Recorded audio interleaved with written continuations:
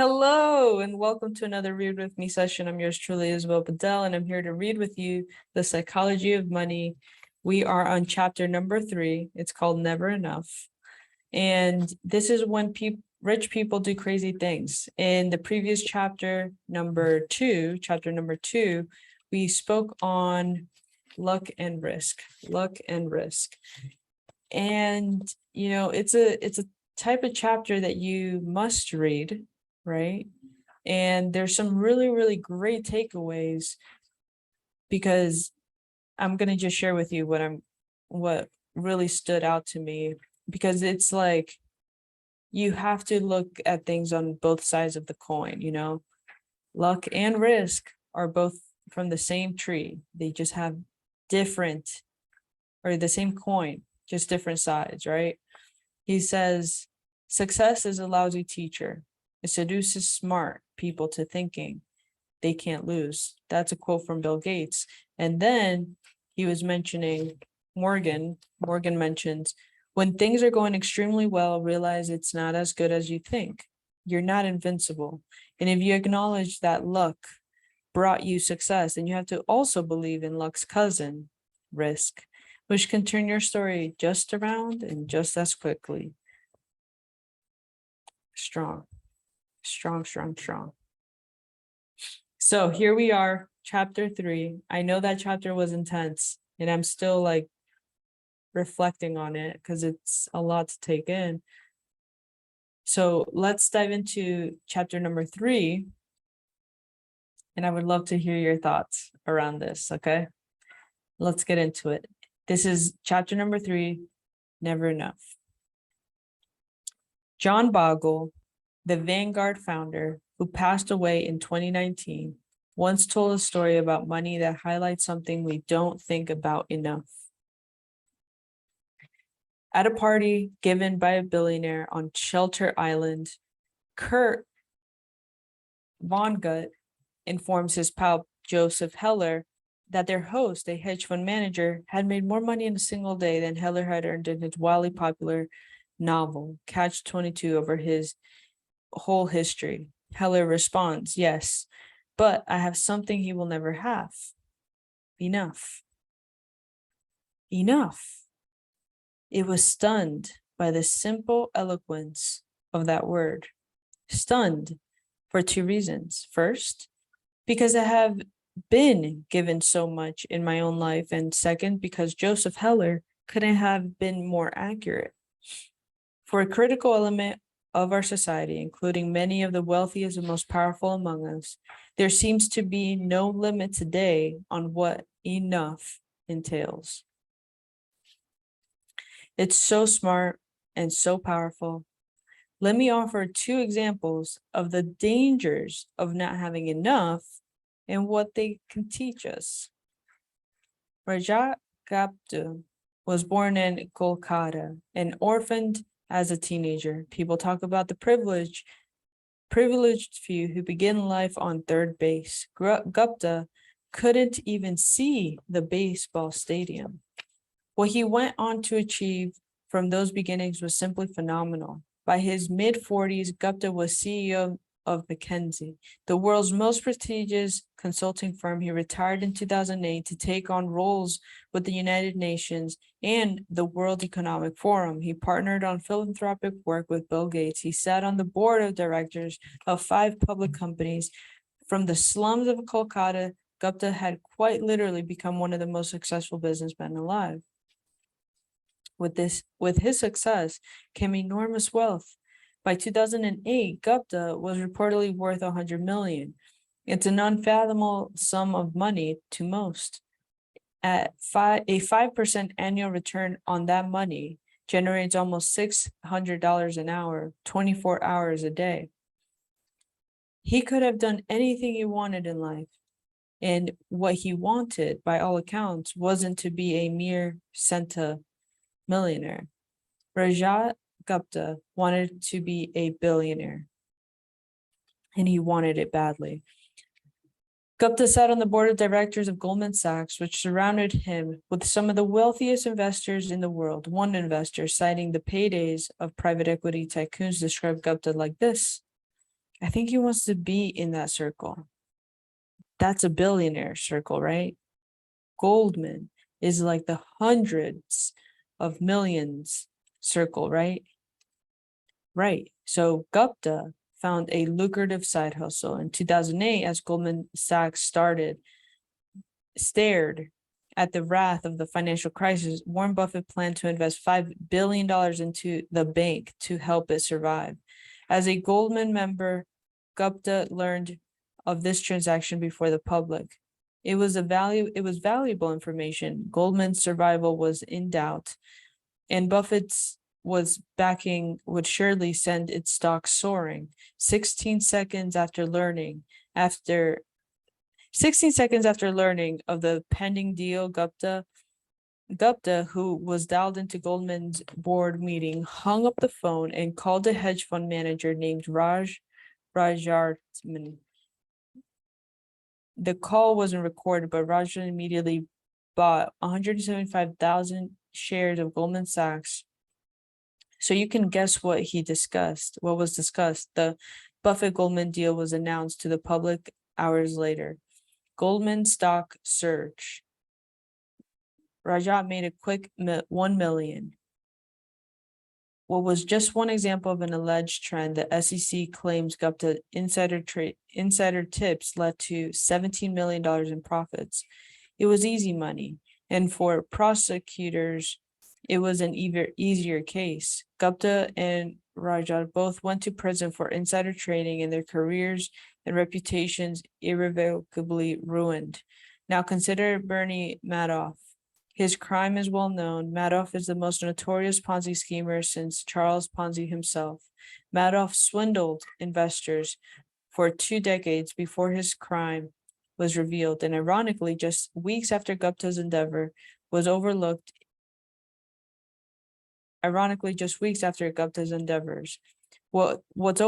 is that Madoff, like Gupta, was more than a fraudster.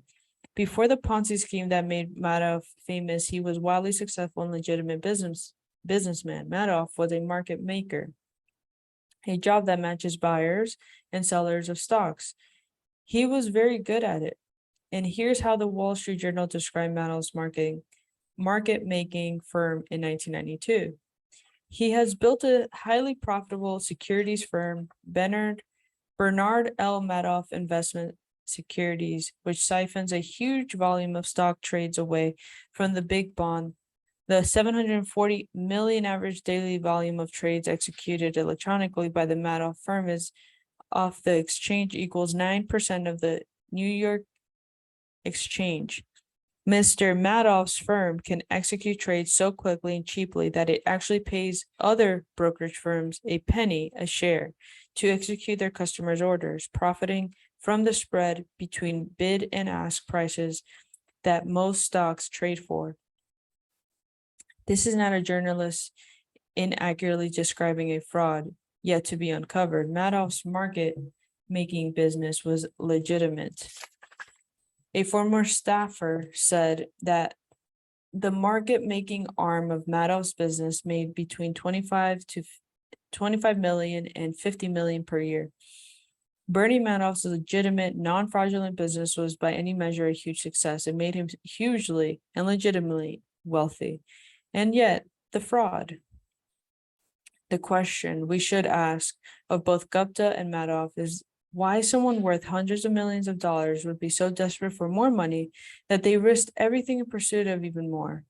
Crime committed by those living on the edge of survival is one thing. A Nigerian scam artist once told the New York Times that he felt guilty for hurting people, but poverty will not make you feel the pain. What Gupta and Madoff did is something different. They already had everything: unimaginable wealth, prestige, power. Oh no.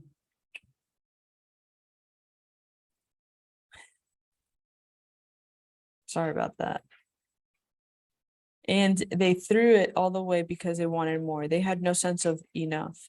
They are extreme examples, but there are non-criminal versions of this behavior. The hedge fund, long-term capital management, was staffed with traders personally both worth tens of and hundreds of millions of dollars each, with most of their wealth invested in their own funds.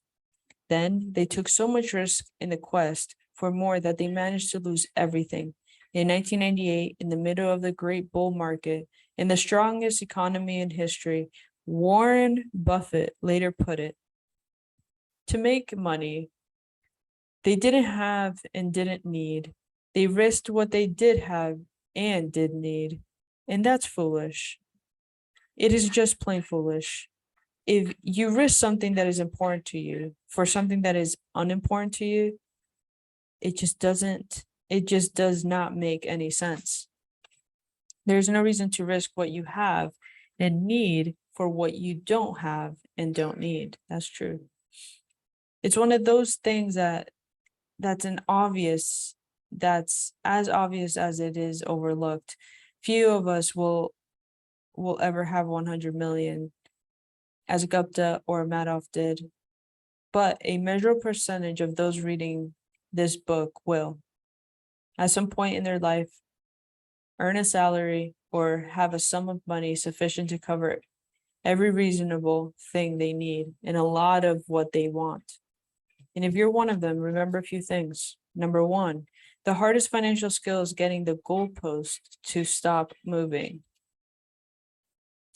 But it's one of the most important. If expectations rise with results, there's no logic in striving for more because you'll feel the same after putting in extra effort.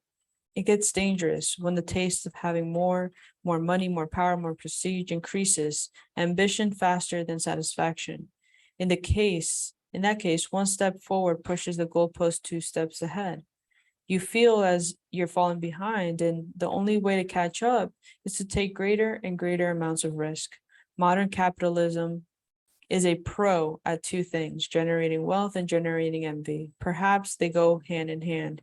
Wanting to surpass your peers can be the fuel of hard work, but life isn't any fun without a sense of enough. Happiness, as it's said, is just results minus expectations. Happiness is just results minus expectations. Number 2, social comparison is the problem here. Consider a rookie baseball player who earns $500,000 a year. He is by any definition rich, but say he plays on the same team, Mike Trout, who has a 12-year, $430 million contract. By comparison, the rookie is broke. But then think about Mike Trout. $36 million per year is an insane amount of money. But to make it on the list of the top 10 highest paid hedge fund managers in 2018, you need to earn at least $340 million in 1 year. That's who people like Trout might compare their incomes to. And the hedge fund manager who makes $340 million per year compares himself to the top hedge fund managers who earned at least $770 million in 2018. The top managers who look ahead to people like Warren Buffett, whose personal fortune increased by $3.5 billion in 2018, and someone like Buffett who look ahead to Jeff Bezos, whose net worth increased by $24 billion in 2018. A sum that equates to more per minute than the rich baseball player made in a full year. The point is that the ceiling of social comparison is so high that virtually no one will ever hit it, which means it's a battle that can never be won, or that the only way to win is to not fight to begin with. To accept that you might have enough, even if it's less than those around you. A friend of mine makes an annual pilgrimage to Las Vegas. One year he asked a dealer, "What games do you play and what casinos do you play in?" The dealer, stone cold serious, replied, "The only way to win in a Las Vegas casino is to exit as soon as you enter." And that's exactly how the game of trying to keep up with other people's wealth works too. Good. That's a good one.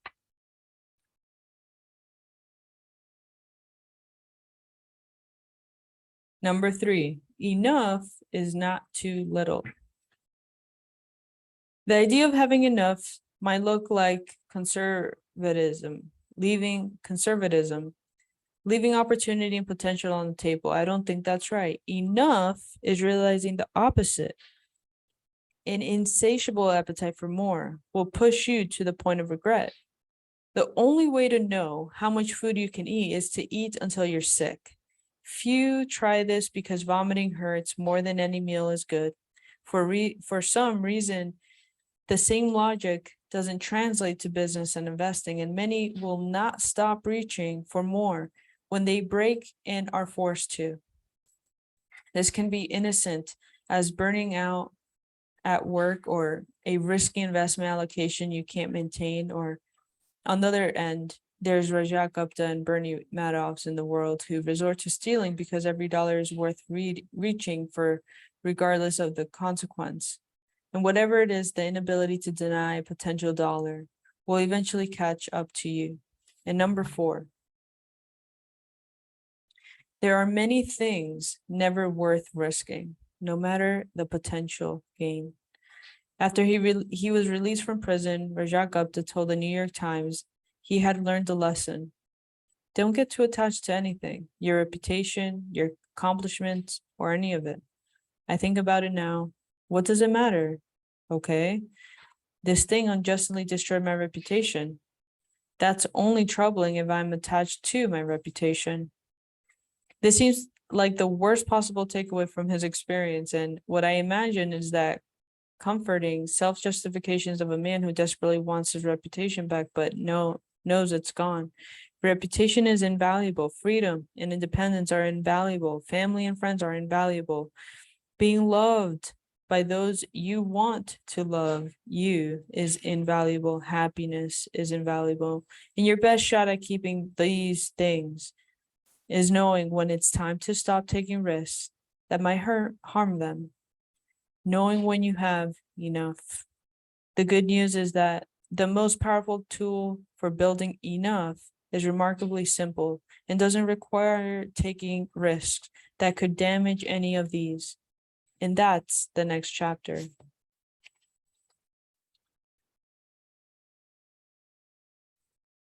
Wow. Well, I have to tell you, this is a completely different style of reading for me. For sure. The past 2 books that I've read are like super like story driven. And this is more like, yeah, there's story, but the literature is completely different, and it's a different style of reading, but when you grasp the concept, it's really, really strong. So I really appreciate that from this guy, Morgan. Yeah, I'm in agreement with all 4, you know. Wow. It's good. Good book. Let me know your thoughts. Definitely looking forward to reading chapter 5, where we're going to be talking about getting wealthy versus staying wealthy. I'm curious to see what that one's going to be all about. I'll see you in the next one. Talk to you soon. And I hope you have an amazing, amazing rest of your day. See ya.